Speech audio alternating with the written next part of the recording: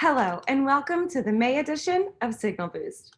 I'm your host, Callie Pruitt, Senior Strategist for Grassroots Advocacy on APS's Government Affairs team, and here's your science policy update. I am so excited to report that several pieces of legislation addressing some of APS's policy priorities passed out of the House earlier this month, including the Supporting Early Career Researchers Act, the STEM Opportunities Act, the MSI STEM Achievement Act, and the Combating Sexual Harassment in Science Act. Congratulations to the many APS members who were part of the push to get these bills passed. More than 6,000 members joined in our advocacy efforts last year. You helped make this a reality. You can find links to all of these bills in the description. Next, APS released a letter this month voicing strong support for the bipartisan NSF for the Future Act, which includes provisions to address a number of the society's policy priorities that many of you, our members, have taken action on. This legislation will accelerate American innovation by expanding NSF's use-inspired research while also strengthening NSF's curiosity-driven fundamental research programs.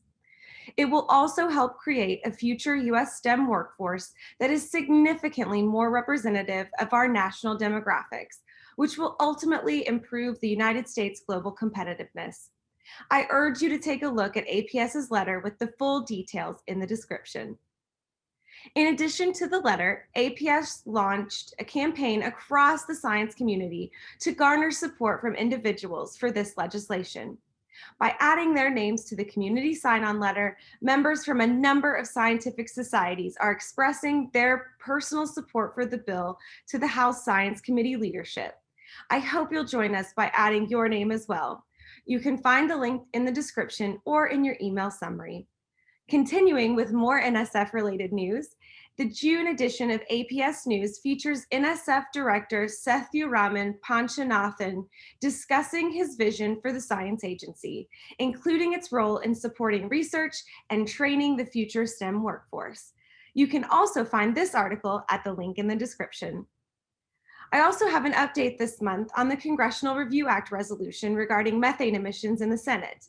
To refresh your memory, the resolutions in both the House and the Senate would reverse the recent rollback of regulations for methane emissions from the oil and gas industry.